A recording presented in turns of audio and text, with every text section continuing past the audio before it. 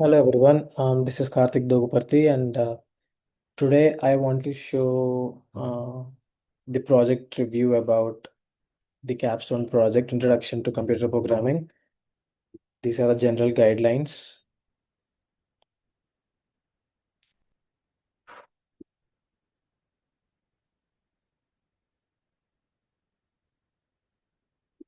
Let us go with the first problem. An operating working behind the scoreboard of an inter-cohort Alma Better cricket tournament. This is the total data. The main important point is that if a team wins, we get 3 points. If it's a draw, they get 1 point, and they lose, they get 0 points. We need to automate this data into variables. Now I have defined these variables, win, loss, and draw, and given them those values. If they win, they win 4 matches, they lost 3 matches, and they drew 1 match. So now to calculate points, the winning matches into times 3 because 3 points per match, and loss they lost 0, draw they drew 1 match. The sum of all these is stored into the variable London points. Now I'm printing that London points to get the total value. Let's go with some other example. Let's go with this. Yeah, let's go with this. So here in this algebra, we need to find the value of f of x at 3 different points. We need to find f of x equal to x square plus 3x minus 4 at 3 different points. Now, in a variable, I am storing this value 3 star star 2. Here, 3 star star 2 defines as the power. It denotes the power of a variable 3 power 2, that is 9, plus 3 times 3 minus 4. This gives the value of the f of x at x equal to 3. Similarly, I replaced 3 with minus 2. Minus 2 times minus 2 star star 2. This is minus 2 power 2. Minus 2 power 2 is 4. Plus minus 2 times 3 minus 6 minus 4. The print of the function value gives the result at minus 2. The similar with minus 4. Function of a function at 4. 4 times star star 2 gives the 4 power 2 plus 4 times 3 minus 4. The total value gives 24. Checking the function value at 3 is greater than function value at minus 2. Here, to check this function, we need to use if block. If this value at 3 is greater than or equal to this this value f of x value at minus 2, I am printing true, else I am printing false. Now we already know that the value of x equal to 3 is greater than x equal to minus 2. 14 is greater than minus 6, so it should print true. As we can see, it print true. Check if the value of f of x at 3 or minus 2 or minus 4 is equal to 0 or not. In if function, we are including the values and checking if that value is equal to 0 or not. As we can see, we already know the values of x equal to 3, x equal to minus 2, and x equal to 4. These no values are equal to 0. We got 14, minus 6, and 24. So it should print false. If the value is true, if any of these value is true, I'm checking with or functionality. I'm printing true if the value is 0. As we can see that no value is 0, it should get print false. It will enter into else statement and prints false. Let us go into some other concept and check creating two teams. Okay.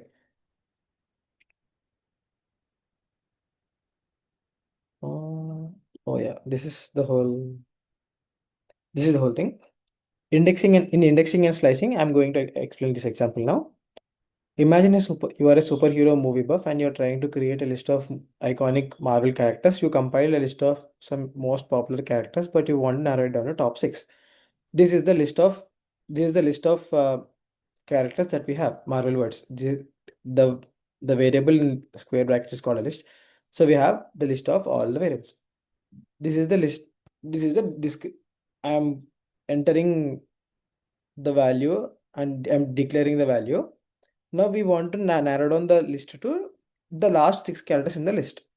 These are the last 6 characters.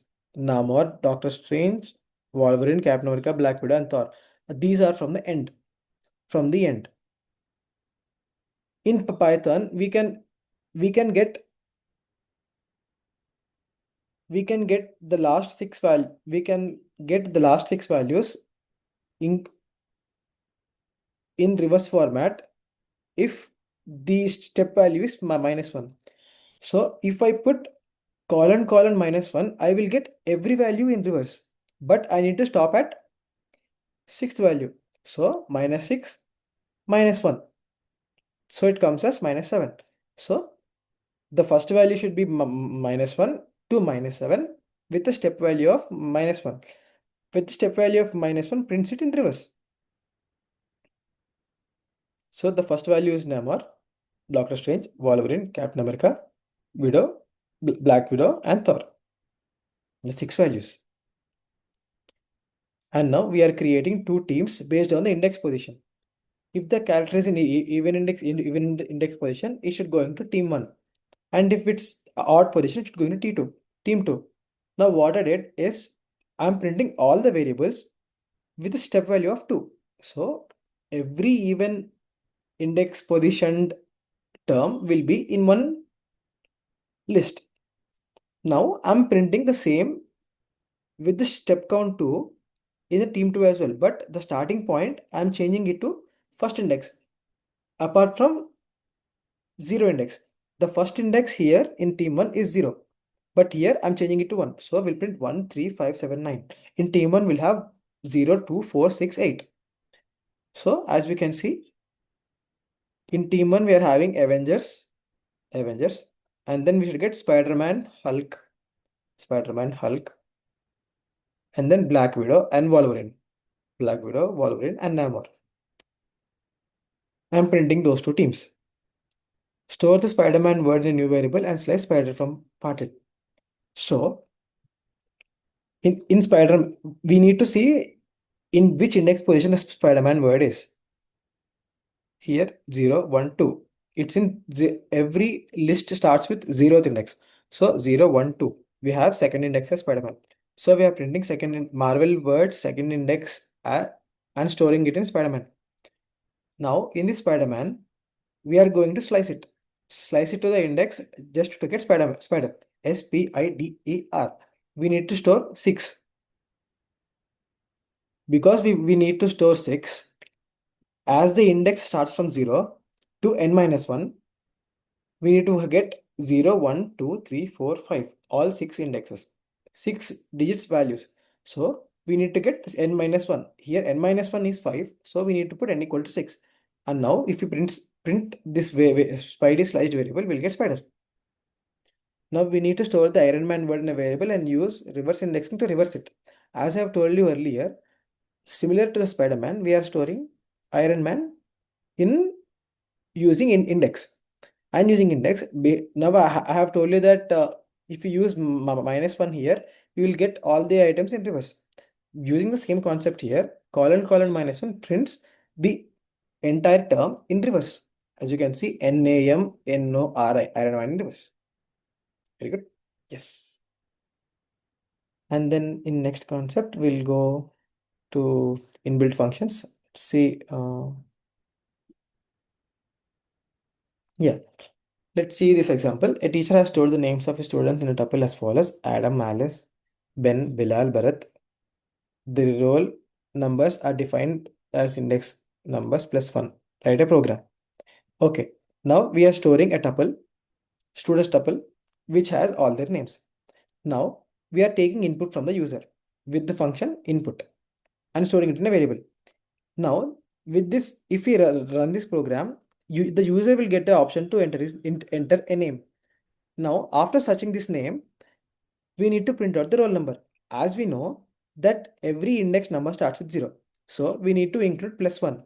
But here we need to print the index of that particular person who the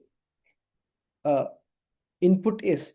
So we need to find the student which is a variable here. The roll number is student tuple dot index function gives the returns the index value of the variable of the student. We're understanding it, right? So it will return the value of dot index will return the index value of the specific term, the specific variable's value, and adding it by +1. So Adam's roll number is +1. If we give the index as Ben, it should come 3.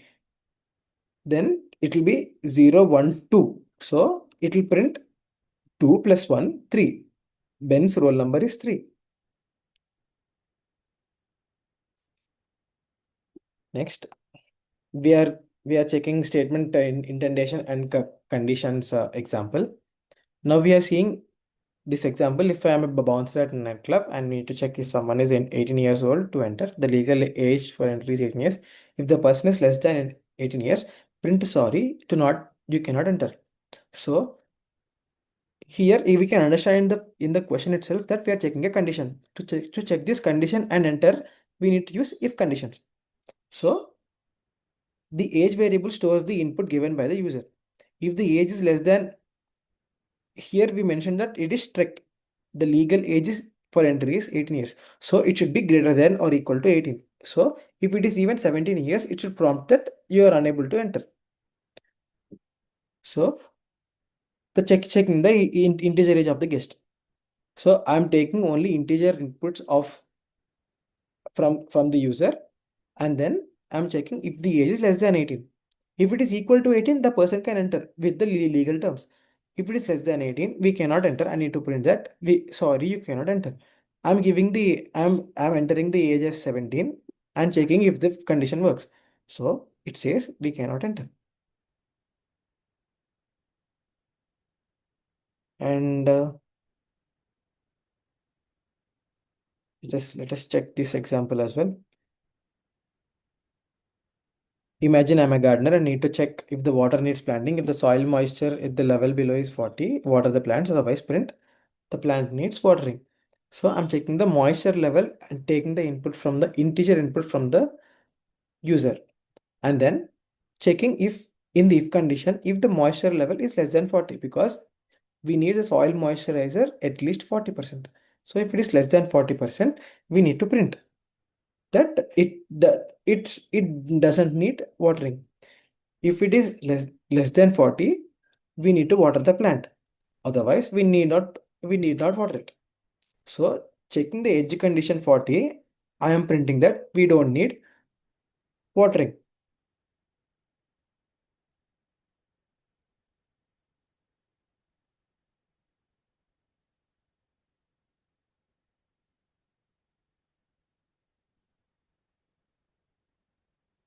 Okay. Now we are going to check an example with the loops and iterations. You are given a nested list of numbers, and your task is to count the number of odd and even numbers to the list. To achieve this, you'll need to use a nested loop and some basic conditional statements. This is the basic list. We have a list of lists. Here we also have instructions iterating the loops. Iterating the loops, we need to use 2 loops to iterate with the I and j's. Okay, here is the list of numbers. We are initiating the odd count and even count to zeros. While iterating, if we found a number as an odd number or even number, we need to increase the count for item in numbers and for number in item. So in the first loop, we are entering into the first list, and for each number in item, this is similar to for i in x and for j in x, for j in I. Okay, for each j in I, we are finding that if condition, we are checking if the value is if the number is divided by 2 and the remainder is 0.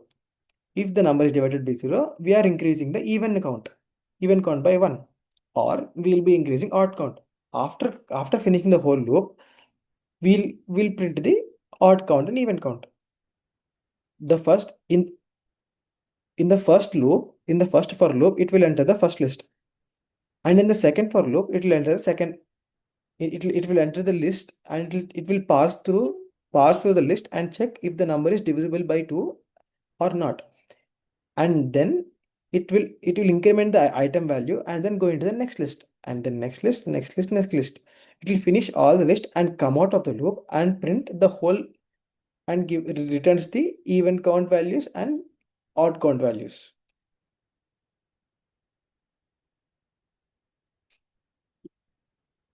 Then we'll see custom functions in Python. This is one of the custom function. This custom function is a very simple function. We need to just convert from Celsius to Fahrenheit. For example, input temperature is 20 degrees. The output temperature should be 60 degrees Fahrenheit. From this is this is a function definition, and this is the example usage. At first, I'm taking the float input from the user, because not always temperature can be measured in integers. So I'm taking input as a float. After taking float, I'm calling the function ctof of with this, with the argument as this input taken from the user, and storing it in the Fahrenheit. In this c2if function, it will redirect into here in the c2if number function, number as a argument. Here what I'm returning is, when a number is given 20, I'm taking the 20 and multiplying with 9 by 5 plus 32. This is the standard formula to convert into Fahrenheit. Here we can have C into 9 by 5 plus 32. This is the standard Fahrenheit Kelvin scale conversion. So I'm returning this value, and this value is being stored in Fahrenheit. This for I'm printing with using fprint Celsius is how much Fahrenheit after conversion. So I gave the input as 20, and we already know that 20 is 68 degrees Fahrenheit. It should print 68 degrees Fahrenheit. As we can see that after giving input as 20, we got the output as 60 degrees Fahrenheit. Now we'll see one from these three sales data. Yeah, here. Okay, let's see this. Suppose you work for a company that sells product. You've been given two lists, one containing name of the countries where the company's products, and the other containing the sales data. Your task is to create a dictionary where keys are the country names and the values are corresponding data. However, the sales should only include the values greater than 1000. This is an if condition. You are not allowed to use any loops. You must use list comprehension. Okay, so you can use zip function. This I'll say what is zip function also. Now these are the two lists that we have: countries as a list and sales as a list. What zip function does is, if you use zip function in zip of country and sales, it will zip the zeroth indexes, first indexes, nth index with each other. USA 2500, Canada 300, Mexico 1200. It will zip all those index values. Now we are writing list comprehension values for sales dictionary. We need to get a dictionary. What we need to print as output: country and sales. Country and sales as a key and key value pair for country and sales. This is like for I and J in zip countries. This is the data. This is the data we need to pass. And checking the condition if sales value is greater than 1000, because we need to find only values that are greater than 1000. So it prints, and we need to print the sales data. Here we have only values that are greater than 1000: 2500, 1200, 2000, 4000, and 1500. Okay, now we understand it. Basketball score tracker. Okay, so we are using oops concept here. Create a class where the class should have methods for updating score and printing the current score. Okay, this is the class function. This is the example. In the example, it directly game is calling the basketball game class, and we are taking how many points we need to score. score by the team at team 1 and team 2. And then we are calling the game, we are updating the function T for team 1 and for updating the team 2 with the given points by the user, and we're displaying score. First, what happens with the game when we call the basketball game? First, we are initiating team scores to 0 and then updating the points with the points that we have given with the input from the user. For same for the team 1 and team 2, and then we are displaying, and then we are checking if the team 1 is leading or team 2 is leading. After displaying the scores at the current self dot team score is the current team score value. We are checking with the team 1 and team 2. If the team score value is greater than team 2 scores, we will print a small statement like team 1 is leading or team 2 is leading. If both are equal, then we are printing both the teams are tied.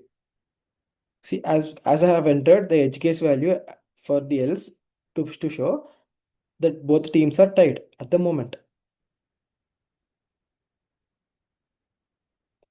Exception handling, we can see, okay, we'll see this error, handle the error. We are developing a Python program that you can use for your use. I wanted to make sure the program doesn't crash when invalid user input. Okay, we need to implement and catch unexpected errors rather than giving a error from the Python code. Okay, now here I'm going to use the division function to catch division by 0 error. I'm taking two numbers input from the user, and explicitly I'm giving the second number as 0. I am printing the result. Uh, while printing the result, if I will get any, this is the without exception. This is the one we need to change, and we need to give it as a try except block. I'm trying in the try block. We will catch any error. If there is any error that is catched, that will be executed with except block. That any error, we have zero division error, we have value error, we have index out of range out of bounds error, we have multiple errors. I wanted to show the zero division error, so I'm taking number 1 input from the integer input and number 2 integer input, and using division by 0 error. After explicitly giving 0, we did not get any error, and the program did not stop, because after division by 0, it went into except block and found that yes, it undergoes the 0 division error, and we need to print this statement. After printing the statement, it will finish the program successfully and complete. It will not stop giving errors and stop the rest of the code. So yeah, these are all few examples that in the Capstone project. Thank you.